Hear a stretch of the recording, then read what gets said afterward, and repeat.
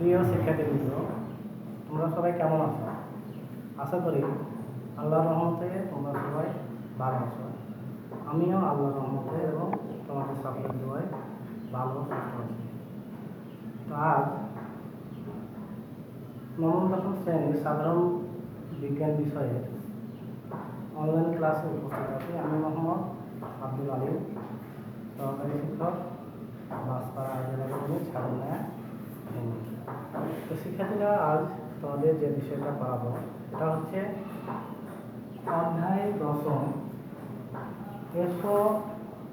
এসো বলকে জানি।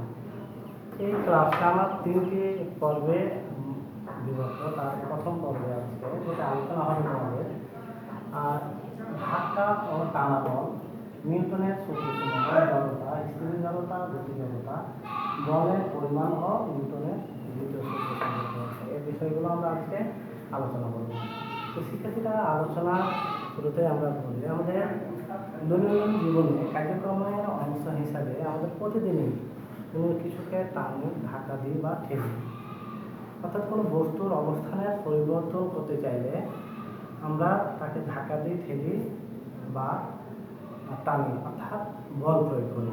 তো বল প্রয়োগ করার ফলে কোনো স্থির বস্তুকে আমরা গতিশীল করতে পারি, আবার গতিশীল কোনো বস্তুর গতিটাকে থামিয়েও দিতে পারি, আবার কি করে বা গতির পরিবর্তন করতে পারি। অর্থাৎ কোনো বস্তুকে যখন আমরা দূরে ঠেলে দিতে চাই তখন আমরা কী করি, তাকে ধাক্কা দিই বা ঠেলি। আবার কোনো বস্তুকে যদি কাছে আনতে চাই তখন আমরা কী করি, তাকে টানি। কোনো একটি বস্তুকে অন্য বস্তু দ্বারা এই ধাক্কা বা টানাই হচ্ছে বল প্রয়োগ। অর্থাৎ যখনই আমরা কোনো বস্তুকে টানি বা ঠেলি অথবা উপরে বা নিচে নামাই তখনই আমরা কী করি, বল প্রয়োগ করি। তো এছাড়াও আমরা কোনো কিছু যখন মোচড় দিই বা ছিঁড়ে দিই বা সংকুচিত করি বা প্রসারিত করি তখনও কিন্তু আমরা বল প্রয়োগ করি। কিন্তু এই অধ্যায়ে আমরা বল প্রয়োগের ফলে বস্তুর গতির অবস্থানের পরিবর্তনটা নিয়ে আলোচনা করব। তো শিক্ষার্থীরা, তোমরা সবাই নিজে নিজে কল্পনা করো, অনেকে ফুটবল খেলেছো এবং ফুটবল না খেললেও অনেকে টেলিভিশনে বা সরাসরি মাঠে খেলা দেখেছো। দেখা যায় একজন গোলকিপার যখন ছোটো বক্সের মধ্যে বলটা রাখে তখন কী করে, এটা স্থির অবস্থাটায় যখন তাকে জোরে পা দিয়ে ঠেলে দেওয়া হয় বা ধাক্কা দেয়, মানে তো বলটা উড়ে আরেকজনের কাছে চলে যায়। এই চলে যাওয়ার সময় তার একটা গতি থাকে। তো এই গতিটা কী করে, যারা খেলোয়াড় আরেকজনের কাছে গেলে সে বুকে বেরিয়ে হোক, মাথায় দিয়ে হোক, পায়ে দেওয়া হোক, এটাকে গতি কমে দেয়। আবার যারা অনেক এক্সপার্ট খেলোয়াড় তার সাথে সাথে তারা কী করে, তার গতিটাকে থামিয়ে দিতে পারে। এখানে দেখো আমরা দেখলাম যে একটা বল প্রয়োগের ফলে কী হচ্ছে, একটা বস্তু স্থির থাকলে তাকে গতিশীল করতে পারছি, আবার গতিশীল থাকা অবস্থায় তাকে বাধা দিয়ে ধাক্কা দিয়ে তাকে গতি কমিয়ে দিতে পারছি, আবার বা এমনকি থামিয়েও দিতে পারি। তো এইগুলো নিয়ে বিজ্ঞানী নিউটন গতি, বল, জড়তা এগুলো বিষয়ে নিউটন 3টা সূত্র আবিষ্কার করেছেন। তো এই 3টা সূত্রকে নিউটনের গতি বিষয়ক সূত্র নামে পরিচিত। এই সূত্রটার মধ্যে প্রথম সূত্রটা হচ্ছে বাইরে থেকে কোনো বল প্রয়োগ না করলে স্থির বস্তু স্থিরই থাকবে এবং সমবেগে চলতে থাকা বস্তু সমবেগে চলতে থাকবে। আবার দ্বিতীয় সূত্রটি হচ্ছে বস্তুর ভরবেগের পরিবর্তনের হার প্রযুক্ত বলের সমানুপাতিক। তৃতীয় সূত্রটি হচ্ছে প্রত্যেক ক্রিয়া বলেরই সমান বিপরীত প্রতিক্রিয়া বল আছে। তো শিক্ষার্থীরা, নিউটনের যে প্রথম সূত্রটা আমরা দেখলাম, এখানে 2টা অংশ। একটা বাইরে থেকে কোনো বল প্রয়োগ না করলে স্থির বস্তু স্থির থাকবে, এটা একটা অংশ, এবং সমবেগে চলতে থাকা বস্তু সমবেগে চলতে থাকবে, এটা একটা অংশ। তো শিক্ষার্থীরা দেখো, এই যে নিউটনের প্রথম অংশটা নিয়ে কোনো সমস্যা দেখা যায় না, কারণ আমরা কোনো বস্তুকে যদি দেখি বা রেখে দিই তাহলে এটাকে যদি কেউ ধাক্কা বা ঠেলা না দেয় বা নড়াচড়া না করে তাহলে কী হয়, এটা সবসময় ওই অবস্থায় থেকে যায়, অর্থাৎ স্থির আছে, স্থিরই থেকে যায়। কিন্তু দ্বিতীয় অংশটা নিয়ে সমস্যা দেখা যায়। দ্বিতীয় অংশে কী বলছে, যে সমবেগে চলতে থাকা বস্তু সমবেগে চলতে থাকে। অর্থাৎ এই অংশটা আমরা এরকম কোনো কিছু দেখি না যে একটা বস্তু যখন চলে তখন সবসময় একই গতিতে চলে, এরকম কিন্তু আমরা বাস্তবে দেখতে পাই না। বাস্তবে দেখতে পাইতাম যদি সেখানে কোনো ঘর্ষণ বল বা বাতাসের বাধা না থাকতো। অর্থাৎ আমরা ফুটবল খেলার দিকে যখন কল্পনা করি, যখন একটা বলটা শট মারলো, বলটাকে মারার পর কি যে বেগে যাচ্ছে কিন্তু সমানভাবে বেগে চলতে থাকতো যদি সেখানে বাতাসের বাধা না থাকতো। আবার অনেকে সাইকেল প্যাডেল করার সময় দেখা যায় কিছু ক্লান্ত হয়ে যায়, ক্লান্ত হয়ে গেলে হয় কি আমরা অনেকক্ষণ বসে থাকি, সাইকেল চলতে থাকে, তো চলতে চলতে এটা নিউটনের সূত্র হিসাবে এটা কিন্তু সবসময় বেগে চলতে থাকার কথা ছিল, কিন্তু এটা চলে না, দেখা যায় কিছুক্ষণ পর আস্তে আস্তে তার গতি কমে একসময় থেমে যায়। কি জন্য? এখানে কিছু বাতাসে আছে বাধা, বাতাসের বাধা আছে, আবার এখানে ঘর্ষণ বলও তাকে বাধা দিচ্ছে, এই জন্য বাধা দেওয়ার ফলে কিন্তু আস্তে আস্তে এটা গতি কমে যায়, একসময় যে থেমে যায়। আবার দেখো এই যে যদি ঘর্ষণ বা কোনো বাতাসের বাধা না থাকতো তাহলে কি হতো, ওই সমবেগে যে চলমান বস্তুটা ছিল এটা সারা জীবন অনন্তকাল ধরে চলতে থাকতো। এই হলো নিউটনের প্রথম সূত্র। এরপর দেখো জড়তা। আমাদের দৈনন্দিন জীবনে আমরা অনেক লক্ষ্য করেছি কোনো স্থির বস্তু যে যেখানে আছে সেই অবস্থানে সে থাকতে চায়, অর্থাৎ বস্তু যদি স্থির থাকে তার স্থির থাকতে চায় এবং গতিশীল থাকলে তাকে সে গতিশীল অবস্থায় থাকতে চায়।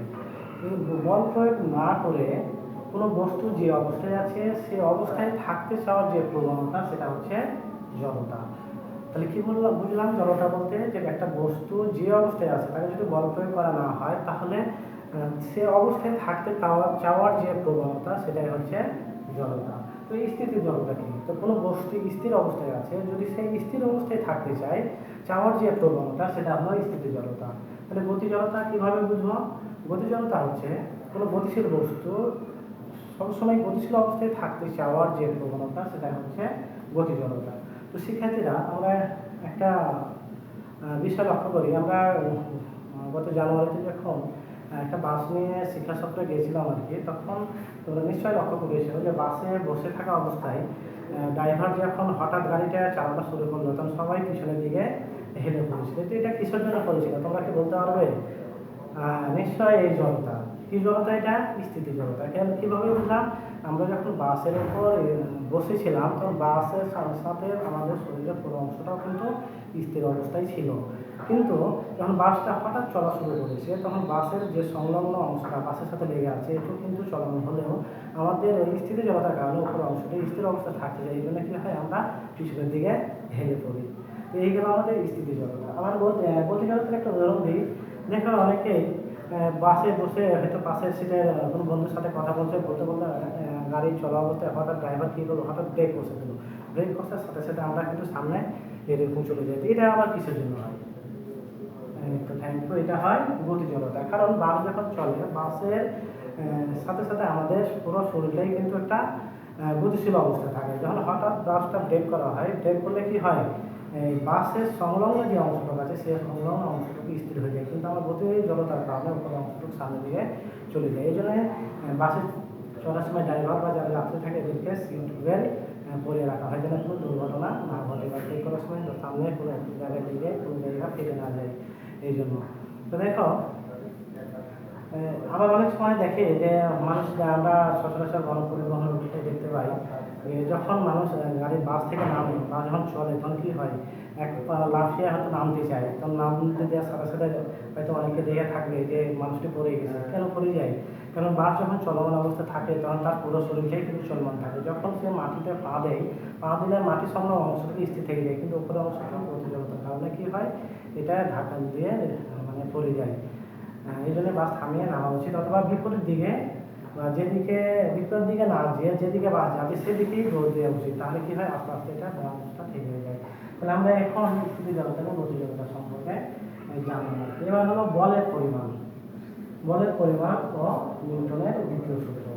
তো বলের পরিমাণ ও নিউটনের দ্বিতীয় সূত্র আমরা এভাবে বুঝবো। তো আমরা নিউটনের প্রথম সূত্রতে দেখলাম যে একটা স্থির বস্তুকে গতিশীল করতে হলেও বল প্রয়োগ করতে হয়, আবার গতিশীল বস্তুকে থামাতে হলেও কিন্তু এখানে বল প্রয়োগ করতে হয়, বল প্রয়োগ করে সেটা থামানো হয়। তো এটা কিসের জন্য হয়? এইটাই হলো জড়তা, এই জড়তার কারণে কিন্তু এটা হয়। তো আমরা এটা বুঝতে পারি যে বস্তুর জড়তা যত বা ভর যত বেশি সে বস্তুর জড়তাও তত বেশি, এবং বস্তুর ভর বেশি হলে তাকে ধাক্কা দেওয়ার জন্য অধিক মানে বল প্রয়োগ করা লাগে। যেমন কল্পনা করো একটা ট্রাককে যদি থেমে থাকা ট্রাককে যদি আমি ধাক্কা দিলে কি হবে, তাকে একটু বল নড়াতে বা ঠেলতে পারবো না আর কি, কিন্তু একটা সাইকেলকে সহজেই ধাক্কা দিয়ে দূরে ঠেলে দিতে পারবো। তো এটা কিসের জন্য পারবো? এখানে দেখা যায় যে ট্রাকের ভরটা বেশি, আমি যে বল প্রয়োগটা করছি সেটা তার জন্য যথেষ্ট নয়, কিন্তু সাইকেলের ভর কম হয়, তাকে আমরা সহজে ধাক্কা দিয়ে দূরে ঠেলে দিতে পারছি। তো এটা থেকে বুঝলাম যে বস্তুর ভর যত বেশি সে বস্তুর মানে সে বস্তুকে তত বেশি বল প্রয়োগ করতে হবে। একটা নির্দিষ্ট ওজনের ভরের সাথে কি পরিমাণ বল প্রয়োগ করতে হবে তাহলে সেটা সরানো যাবে, সে বিষয়ে নিউটনের দ্বিতীয় গতিসূত্রটা ব্যাখ্যা করা হয়েছে। তো নিউটনের দ্বিতীয় গতিসূত্রটা ব্যাখ্যা করার আগে বা বোঝার আগে আমাদের দুইটা বিষয় লক্ষ্য করতে হবে। যে সে দুটা বিষয় হচ্ছে কি, একটা হচ্ছে ভরবেগ আর একটা হচ্ছে ত্বরণ। এই দুটো বিষয় আমাদের জানতে হবে। তো ভরবেগটা কি? তো ভরবেগ হচ্ছে ভর ও বেগের গুণফল, অর্থাৎ ভর আর বেগকে গুণ করলে ভরবেগ হয়ে যায়। তাহলে এরকম করে বলতে পারি কোনো বস্তুর ভর যদি m হয় এবং বেগ যদি v হয় তাহলে ভরবেগ হবে p সমান mv। অর্থাৎ কোনো যদি বেগের পরিবর্তন হয়, অর্থাৎ যদি কোনো বস্তুর ভর m এবং বেগ v থেকে u থেকে পরিবর্তিত হয়ে যদি v তে যায় তাহলে তখন ভরবেগ হবে p সমান mv মাইনাস u। আমরা ভরবেগ সম্পর্কে কিছু ধারণা পেলাম। ত্বরণ কি? ত্বরণ হচ্ছে বেগের পরিবর্তনের হার। বেগের পরিবর্তনের হারকে ত্বরণ বলে। তো শিক্ষার্থীরা ত্বরণ দেখো, কোনো বস্তু যদি টি সময়ে ইউ বেগ থেকে যদি পরিবর্তিত হয়ে ভি বেগে যায় তাহলে কোনো বস্তুর ত্বরণ এ সমান v minus u by v. এটা হচ্ছে ত্বরণ। তাহলে আমরা যদি ত্বরণ এবং ভরবেগ বুঝে থাকি তাহলে কিন্তু আমাদের নিউটনের দ্বিতীয় সূত্রটা আমরা বুঝে গেছি। দ্বিতীয় সূত্রটা কি ছিল? বস্তুর ভরবেগের পরিবর্তনের হার প্রযুক্ত বলে সমানুপাতিক। অর্থাৎ ওরা প্রযুক্ত বলে সমানুপাতিক না বলে এটাকে আমরা সমান বলতে পারি। অর্থাৎ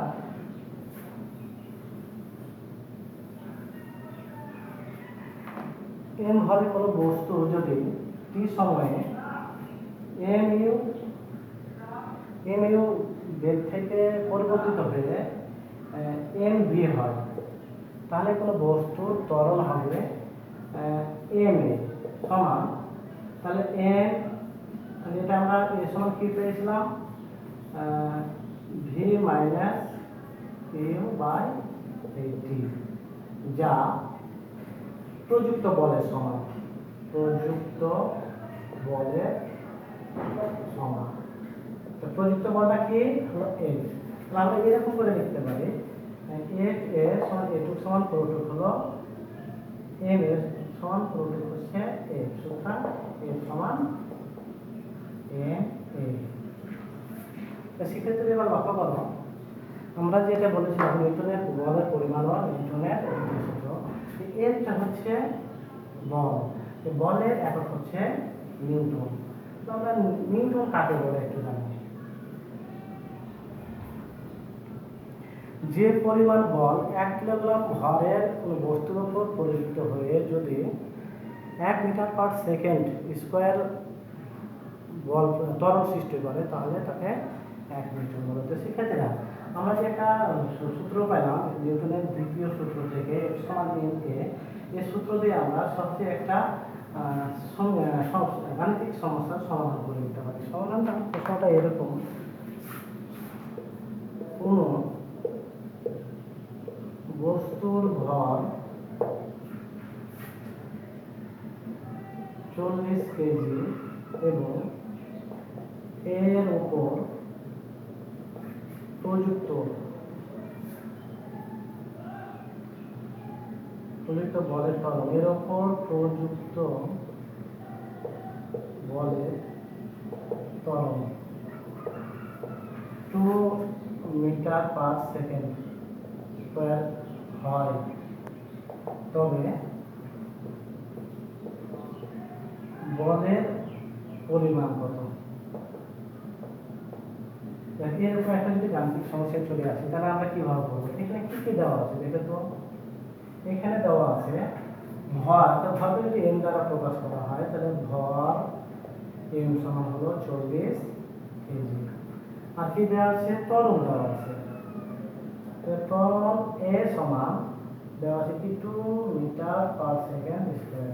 আর কি বলেছে বল প্রযুক্ত বল এর সমান হলো প্রশ্ন বলেছি, অর্থাৎ এর মানটা আমাদের বের করতে হবে। তা আমরা সূত্রে কি দেখলাম? সূত্র দেখেছি আমরা জানি F সমান m a। তো দেখো m এর মান কত পেয়েছিলাম 40 কেজি এবং a এর মান কত পেয়েছি 2 মিটার/সেকেন্ড স্কয়ার। তাহলে গুণ করলে 40 দুগুণা 80। যেহেতু বলের একক নিউটন আর নিউটনকে এন দ্বারা প্রকাশ করা হয়, তাহলে আমরা সহজেই কিন্তু প্রশ্নের উত্তরটা করে নিতে হবে। তো শিক্ষার্থীরা আজকে যে পর্যন্ত পড়ালাম সে পর্যন্ত তোমরা আশা করি বুঝে ফেলেছো, কিন্তু তোমাদের আবার বারবার ভিডিওটি দেখে ক্লাসটা সম্পর্কে ধারণা নিতে হবে, তাহলে এই যে সমস্যাগুলো আছে এগুলো তোমরা সহজেই সমাধান করতে পারবে। নিউটনের প্রথম সূত্র এবং দ্বিতীয় সূত্র সম্পর্কে যে ব্যাখ্যা দেওয়া হলো বা বোঝানোর চেষ্টা করেছি আমি, তোমরা বুঝছো আর কি, এটা কাজে লাগিয়ে কিন্তু অন্যান্য সমস্যাগুলো সমাধান করতে হবে তোমাদের। তো সেক্ষেত্রে আজকে যে পর্যন্ত পারলাম সে পর্যন্ত তোমরা ভালো মতো বুঝতে থাকো সেখানে, এবং আজকের মতো এই অনলাইন ক্লাস আমি এখানে শেষ করছি। সে পর্যন্ত তোমরা ভালো থেকো, সুস্থ থাকো, খোদা হাফেজ।